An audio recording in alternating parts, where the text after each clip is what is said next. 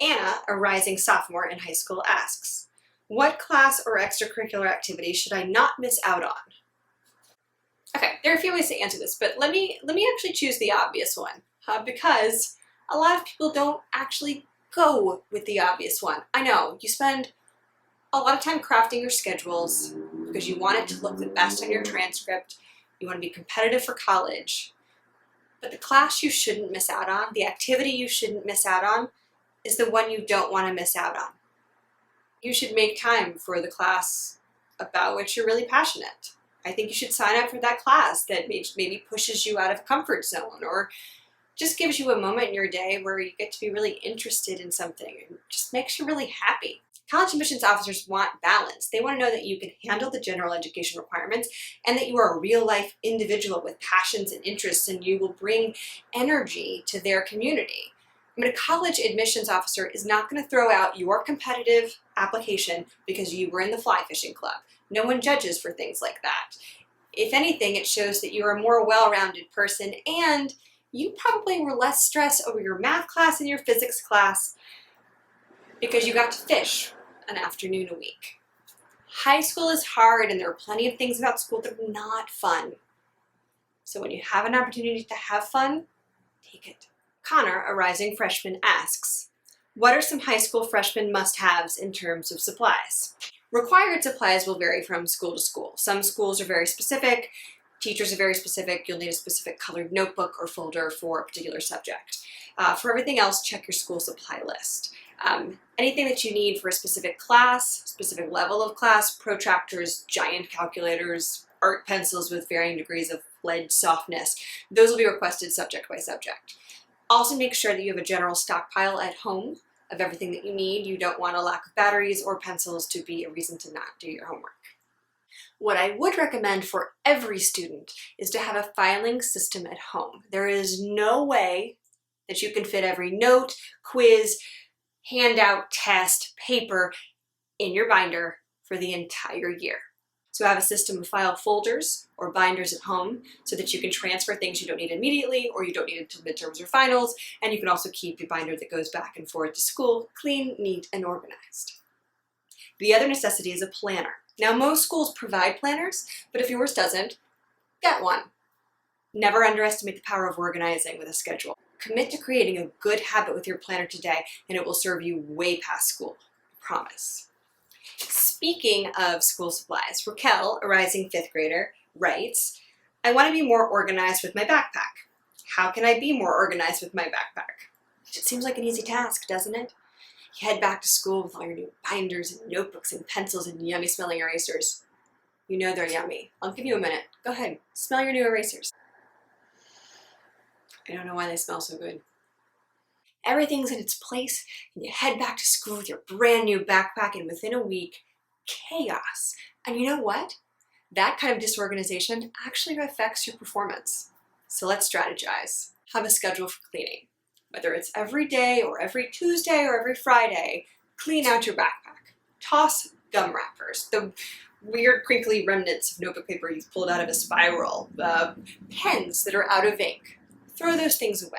Take graded papers and notes and put them by subject in your filing system at home.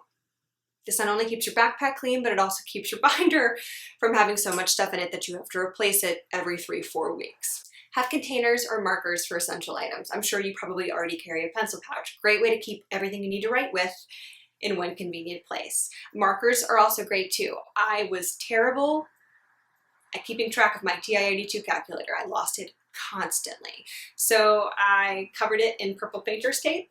So at the end of each day, I opened my backpack and made a quick visual check to see that I could see purple. And if I didn't see purple, I knew I had to hit my locker before heading home. Fill your supplies when you're low. If you know you like 4 mechanical pencils and 2 ballpoint pens and 3 all different color highlighters, make sure you have those. And when you see that you don't, go ahead and refill them. Don't wait until you don't have anything left in the pencil pouch.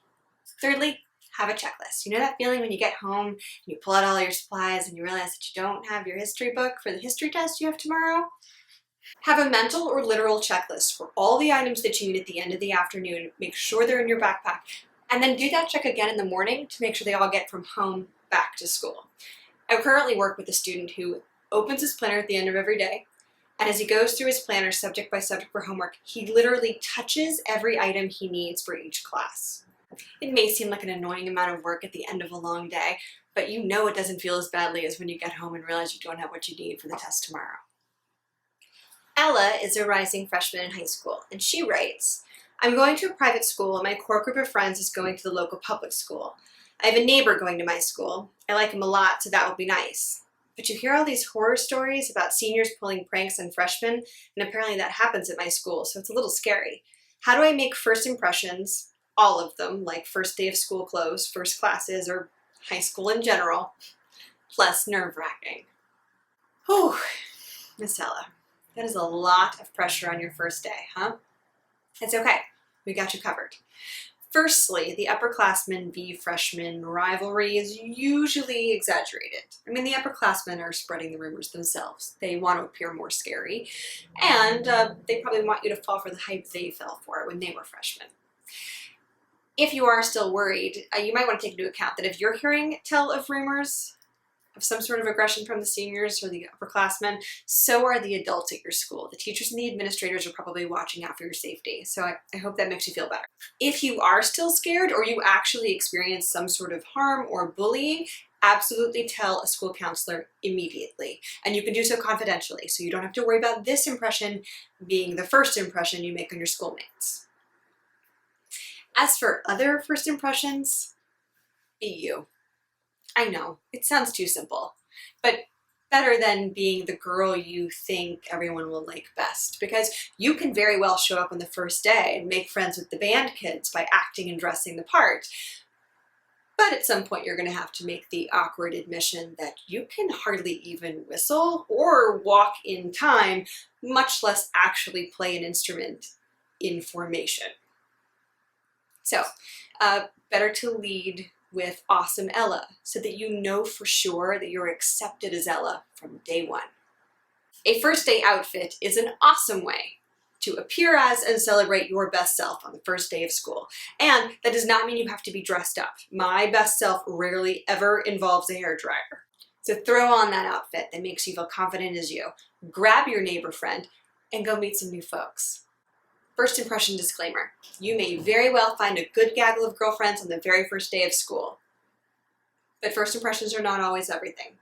Don't be alarmed if/when your group starts to bend or stretch or grow or change. Someone may very well make a very good first impression and just not stand the test of time.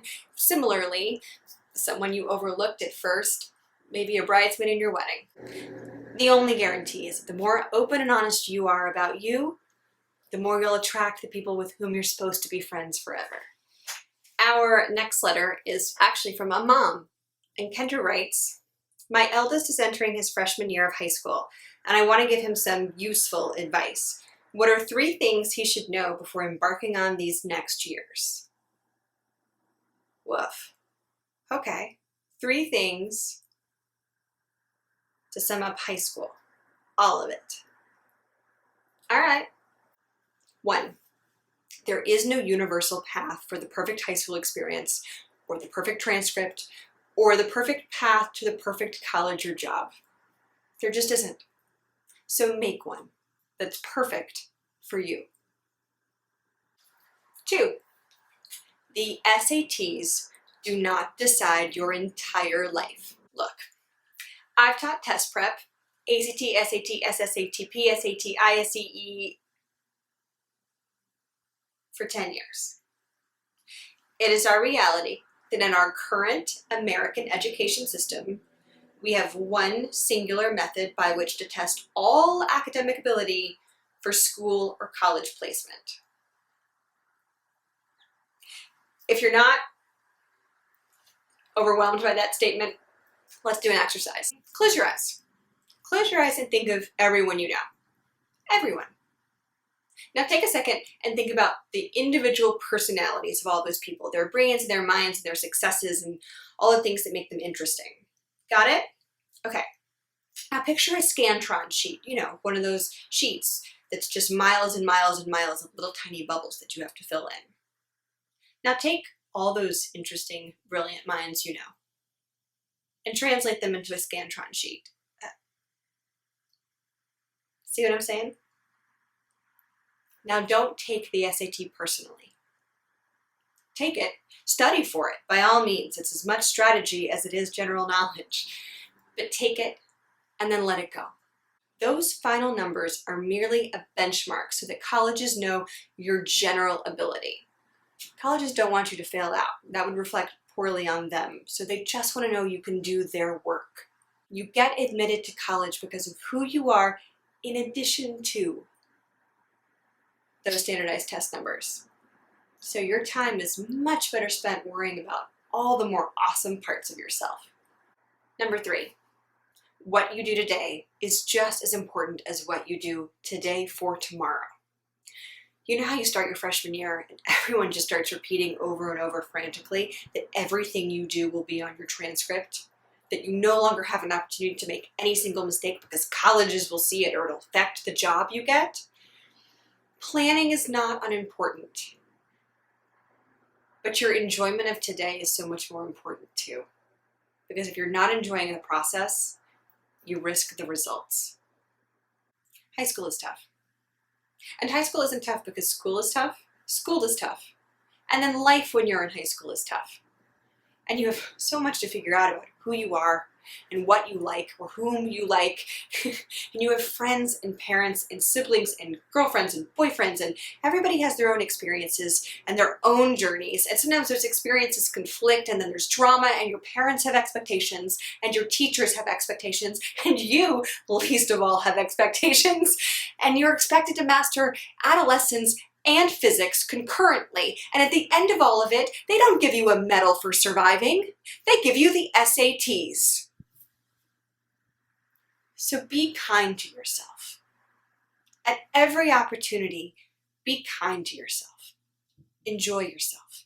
Enjoy the journey. Try. Fail.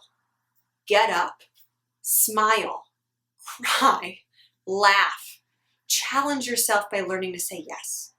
Learn to say no. Don't compare yourselves to others. Be true to you. Enjoy you. It is the best way to ensure that your future, tomorrow, is everything you hope it will be. A second question from Kendra, the mom, asking about her high school freshman. What do high school freshmen find to be the most challenging thing about high school these days? You. I'm actually only half kidding. What do freshmen find the most challenging? What do all high school students find the most challenging? The pressure. So mom, try to keep your expectations in check. You can support without suffocating. You can challenge without chiding. Today's reality is that college admissions are even more competitive than you can begin to imagine or understand. And our children's life paths are not going to look like ours. Not only because they're different people from us, but because the academic world and the workplace are changing rapidly. Non-traditional education is more available and accepted and accredited than ever. Be adaptive. Champion your child as an individual and keep an open mind. Let him find himself. You can still be there to offer a hand when he needs help, and you should teach him how to ask for your help. We forget that. Show him you are accountable to him and you trust him. Be an example for good decision making rather than telling him what is expected of him. Teach him. Help him to form his values. And love him unconditionally and relentlessly.